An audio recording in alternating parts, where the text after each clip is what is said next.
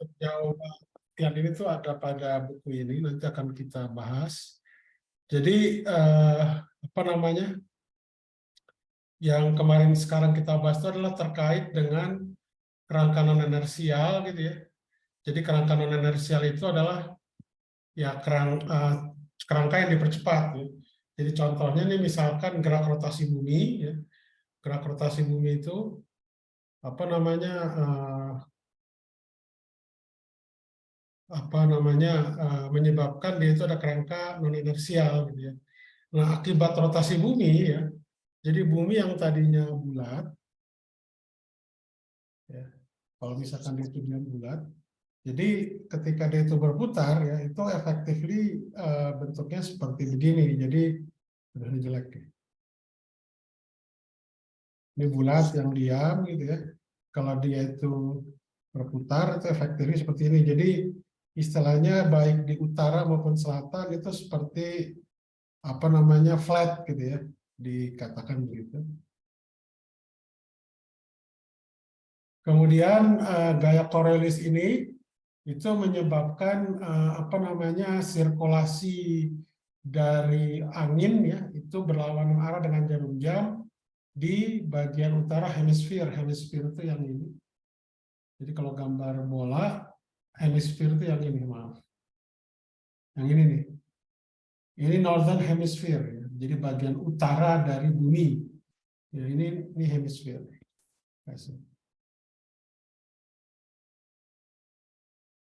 Ini hemisfer.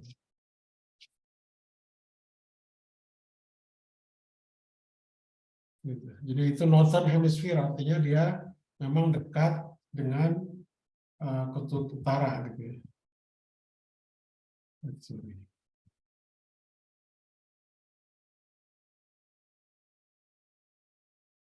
Oke, jadi kalau kita misalkan ya, jadi kalau kita misalkan bumi itu berputar ya di sumbu vertikal ini, misalkan terhadap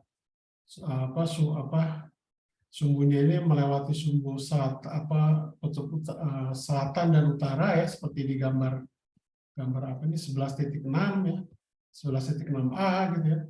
Jadi ini adalah yang di bagian northern hemisphere-nya. Ya, itu akan kita lihat bahwa ternyata di sini ada istilahnya gaya sentrifugal ya, dari sini. Ini adalah efek sentrifugal gitu ya. Sehingga ini nanti akan menyebabkan defleksi yang tadinya mg itu ke arah pusat bumi, dia terdefleksi sebesar epsilon gitu ya. Jadi mg di sini itu adalah suku yang pertama, yang mg ini, itu adalah ketika bumi tanpa rotasi. Yang ini. Nah, ini adalah efek dari rotasi ya, di mana kecepatannya itu nol. Jadi bisa dikatakan gaya Coriolisnya itu tidak ada. Jadi ini ada efek sentrifugal di sini. Oke, jadi seperti ini. Jadi dia ada defleksi. Nah, defleksinya itu kalau kita hitung ya, maksimumnya itu di sudut 45 ya, itu cuma sekitar 0,1 derajat ya. Jadi sangat kecil penyimpangannya. Kalau di ekuator ya lambdanya itu sama dengan 0 ya, dan tepat di di kutub utara ataupun selatan epsilonnya akan 0. Jadi penyimpangannya akan 0 ya. Ketika di 0 dengan di pol gitu ya. Di ekuator dengan di pol gitu. Seperti itu. Oke, ada pertanyaan nggak? Nah, kemudian kita akan membahas efek dari rotasi ini terhadap gerak peluru, gerak proyektil, dan gerak titik bebas. Gitu. Jadi kita mengasumsikan bahwa gaya luarnya itu 0, gitu, yang ada itu adalah gaya gravitasinya, ya mg di sini. Kemudian jadi gaya luarnya itu cuma mg, gitu, tidak ada gaya lain, seperti friksi segala macam itu diabaikan atau gaya luar lain. Kemudian sebenarnya di sini ada faktor sentrifugal ya, yang m omega cross r gitu ya. Tapi ini diabaikan karena efeknya itu sangat kecil gitu ya. Jadi kalau Anda lihat di sini omega itu kan besarnya adalah sebentar mana tadi? 10/5, 10/5. Jadi kalau dikuadratkan itu 10/10 ya. Jadi kalau Anda menghitung misalkan 1 kilogram gitu ya, dikalikan dengan ketinggian berapa meter, misalkan 1 kilometer, itu masih sangat-sangat kecil gitu untuk 1 kilometer gitu ya. Apalagi cuma di sekitar permukaan bumi yang di bawah 500 meter gitu. Jadi efek dari apa namanya gaya sentrifugal ini itu sangat kecil dibanding dengan gaya Coriolis. Kalau tadi yang sebelumnya gaya Coriolis diambil 0 gitu ya, untuk memudahkan. Kemudian jadi kalau dari gambar ini kita lihat gambar di bawahnya ya. Jadi karena dia itu berputar sepanjang, ya ini bisa dikatakan sumbu apa ini? Ya dari sumbu apa? Ya, ya pokoknya seperti ini gitu ya berputarnya. Dan kalau kita gambarkan di suatu titik O itu di bagian apa hemisfernya di utaranya, ya sumbu Y ke sana, sumbu X ke sana, dan sumbu Z ke sana gitu ya. Dan kalau kita lihat dari gambar ini, omega itu berada pada bidang YZ. Sehingga komponen pada sumbu X-nya itu dia 0, kalau dari gambar ini. Oke? Jadi makanya dia 0. Omega Y itu adalah omega cos lambda, YZ, omega Z itu adalah omega sin lambda.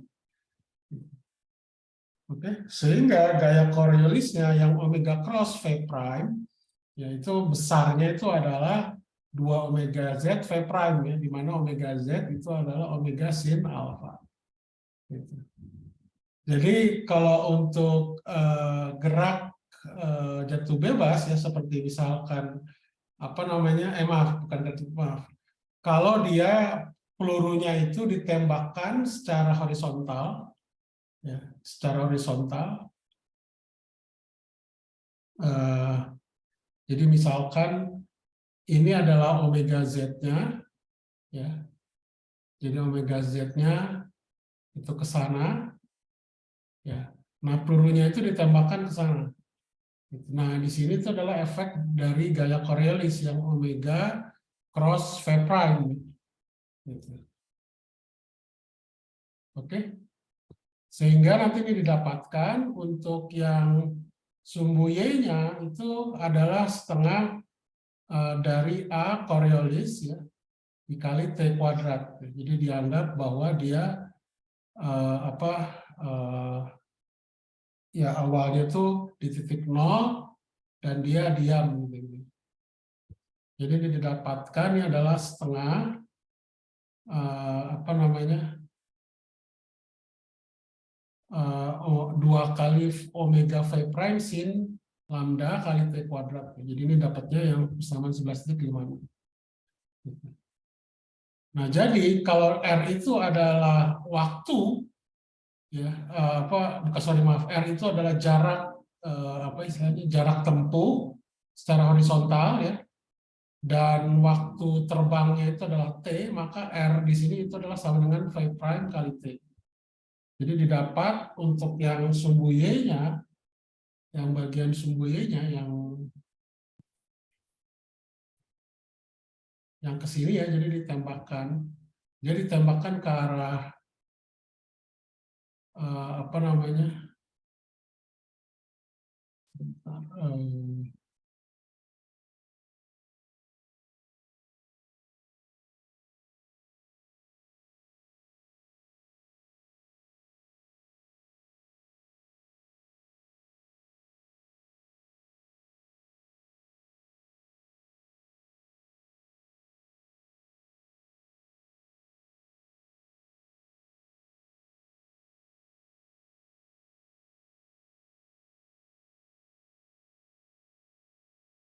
11,8 sebentar. Di sini ada gambarnya 11,8. Nah ini kurang lebih. Jadi ketika dia itu ditembakkan, dia akan ada defleksi gitu ya di sepanjang sumbunya. Jadi dia ditembakkan itu di sepanjang sumbu X ke sini. Jadi dia ada defleksi di situ. Oke, nah defleksinya itu adalah sama dengan ini. Jadi theta di sini yang dikatakan sudut defleksinya itu adalah defleksi pembelok linear dibagi dengan jarak tempuhnya. Jadi jarak tempuhnya kan phi prime kali t, maka didapatkan theta di sini itu adalah omega t kali sin lambda. Oke. Jadi ini didapatkan untuk kasus kita untuk t-nya sama dengan 100 detik ya. Jadi kalau misalkan dia itu pada kutub utara ya, lambda itu sama dengan 90 derajat, sehingga sin 90 derajat itu sama dengan 1, itu akan didapatkan gaya Coriolisnya yang maksimum ya, dapatnya seperti ini. Ya. Jadi kalau misalkan phi prime-nya itu adalah 2000 meter per jam, MPH ini atau 10 pangkat 3 meter per sekon, itu akan memberikan percepatan dari Coriolis itu ada sekitar 0,015 G, jadi memang sangat kecil. Ya. Kemudian sudut penyimpangannya untuk 100 detik itu didapatkan ternyata dalam 100 detik itu didapatkan, berarti ini di atas 1 menit ya, itu sekitar pembelokannya 0,4 derajat. Oke. Nah ini sekarang terkait dengan jawaban yang tadi gitu ya. Jadi kalau misalkan kita menembakkan menjatuhkan gitu ya, menjatuhkan sebuah benda gitu dari atas gitu ya. Misalkan dia jadi ini dalam sumbu Z gitu ya. Jadi kalau dari gambar di sini dia jatuhnya di sepanjang sumbu Z ini. Nah, defleksinya itu adalah di sepanjang sumbu X gitu ya. Jadi dia untuk di daerah sekitar hemisfer kutub utara gitu ya. Jadi defleksi itu di sepanjang sumbu X, sehingga nanti akan saya dapatkan M kali AX yang percepatan dalam arah sumbu X itu sama dengan minus 2M omega V prime kuadrat di komponen X. Ini adalah komponen dari percepatan Coriolis gitu ya. Di mana tetanya di sini itulah 90 derajat kurang lambda. Jadi theta ditambah lambda ya, kalau kita lihat di sini sumbu Y dengan sumbu Z itu kan saling tegak lurus, sehingga theta itu sebenarnya 90 derajat kurangnya lambda. Sehingga nanti kalau saya omega cross-kan di sini, omega cross phi prime, ya, jadi ini Vz ini adalah komponen dalam sumbu Z-nya, yang vertikalnya gitu, itu didapatkan ternyata yang omega X-nya itu adalah omega Vz prime sin theta. Jadi memang sesuai dengan 11.60. Jadi Vz prime-nya ini itu adalah minus GT. Ya. Jadi ini kita dapatkan kalau ini murni kalau tanpa ada gaya Coriolis gitu ya. Vz prime itu sebenarnya minus GT. Jadi Z sama standar GT coordinate ini Anda udah kenal di fisika dasar lah ya gitu. Nah, ketika ada gaya Coriolis di sini, ya. Jadi Vz prime ini itu kita substitusikan yang 11.61 itu didapatkan seperti ini, sehingga nanti kita dapatkan bahwa jadi kalau benda itu jatuh di sepanjang sumbu Z itu akan ada komponen ketika benda itu jatuh vertikal, ini kan kita anggap dia vertikal sepanjang sumbu Z karena ada gaya Coriolis, dia akan ada penyimpangan gitu. Penyimpangannya itu ya di sini. Di sumbu Z, di sumbu Z-nya. Di sumbu X-nya, di penyimpangan itu di sini. Gitu. Oke.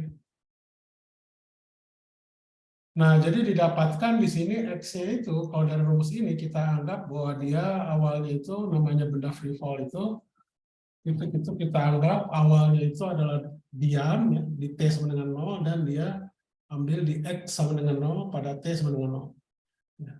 Sehingga didapatkan jarak X yang ditempuh itu terkait dengan Z itu adalah sama dengan omega per 3 akar dari 8 Z pangkat 3 per G kali cos lambda. Gitu ya. Jadi kalau lambda sama dengan 0, artinya theta sama dengan pi per 2. Ya. Jadi Anda bisa lihat di sini, kalau misalkan theta 0 itu kan berarti cosnya itu 1 ya. Itu kalau Z-nya 100 meter itu akan memberikan, jadi ketika benda itu jatuh dari ketinggian 100 meter itu akan terdefleksi, jadi tidak murni vertikal, tapi dia ada defleksi sekitar 2,3 cm. Jadi ya bisa dikatakan sangat kecil defleksinya. Ini kita belum meninjau gerak angin, gitu. Jadi gerak angin nanti akan beda lagi. Itu yang pertama. Yang kedua itu adalah gerak gerak parabola. Ya. Jadi bisa dikatakan itu gerak peluru istilahnya gitu. Jadi kita anggap ya, gaya G-nya ini itu adalah di sepanjang sumbu Z. Kita lihat dari gambar di sini. Ya. Sumbu Z ini adalah yang tegak lurus dengan permukaan buminya. Oke, jadi seperti ini G-nya, kemudian omega-nya sama seperti tadi. Ya. Ini adalah yang omega X-nya itu 0, omega Y, dan omega Z-nya seperti ini. Jadi kalau kita pakai cross di sini, maka akan kita dapatkan untuk yang faktor dari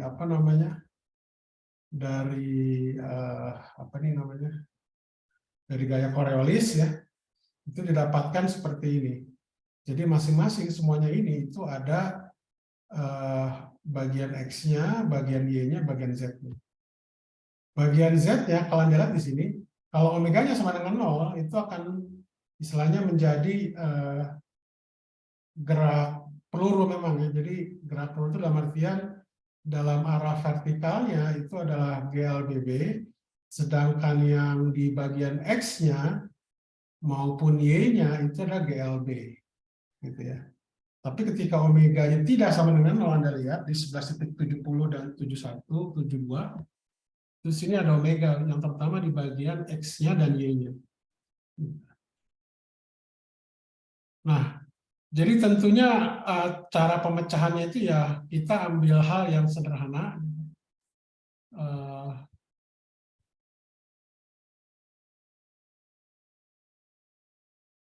Jadi Anda rasanya yang dicari itu cukup sampai sini saja. Gitu. Misalkan kalau misalkan mau Anda ambil di daerah misalkan kutub ya, untuk yang lambdanya 90 derajat. Kalau lambdanya 90 derajat berarti kan cos-nya 0. Ya. Maaf, cos 90 kan 0, berarti tinggal yang bagian sini aja kan, yang minus omega, 2 omega kali Y dot. Ya. Sedangkan di sini juga ada X dot, ini nanti tinggal istilahnya Anda turunkan, nanti ini Anda dapatkan solusi eksaknya D untuk.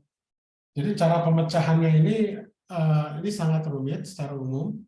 Jadi Anda bisa ambil misalkan untuk kasus khusus ya, misalkan di ekuator yang lambda sama dengan 0, atau di kutub utara gitu ya, yang lambdanya sama dengan 90 derajat.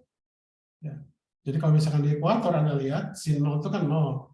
Kalau untuk di ekuator berarti kan bagian Y-nya itu pasti 0. Oke.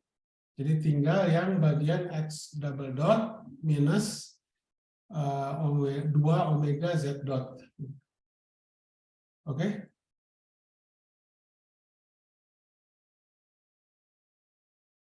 Nah, jadi nanti Anda tinggal masukkan saja ke sini. 19.70 ini Anda substitusi ke 11.72. Dan nanti tinggal Anda pecahkan di situ. Nah, ini misalkan contohnya adalah sebuah proyektil itu diluncurkan dengan kecepatan awal 500 meter ke arah selatan ya, dengan sudut 30 derajat gitu ya. Dari horizontal dengan sudut lambda itu 60 derajat north gitu ya. Seperti pada gambar 11.2 gitu ya. Jadi tentukan apa namanya titik jatuhnya gitu ya. Jadi titik jatuhnya itu yaitu berarti termasuk penyimpangannya gitu. Ya. Penyimpangannya.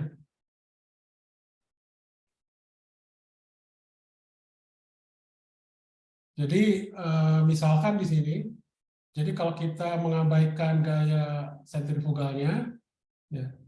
Jadi kalau dari murni dari apa istilahnya gerak jatuh bebas, yaitu didapatkan ini adalah 2V sin theta per G. Oke, ini untuk yang di murni apa murni gravitasinya, gitu ya. Jadi tanpa adanya gaya Coriolis, gitu ya. Jadi V horizontalnya, jadi kalau kita dapatkan di sini, ya ini adalah horizontal dengan maaf ini vertikal, ya, yang V sin theta, yang ini horizontal. Gitu ya. Jadi ini adalah rumus apa nih jaraknya, ya. Ini jaraknya itu adalah yang ditempuh, ya, V kuadrat sin 2 theta per G.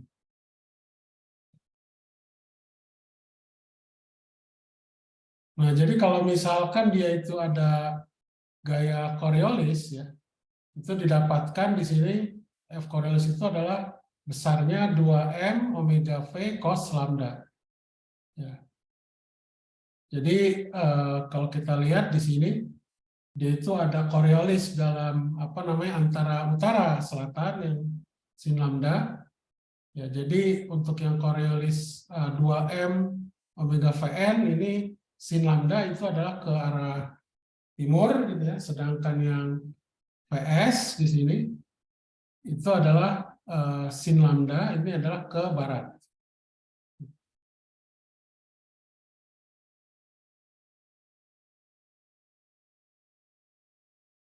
Oke, ini terakhir atau mungkin kita cukupkan aja, mungkin nanti kita lanjutkan minggu depan.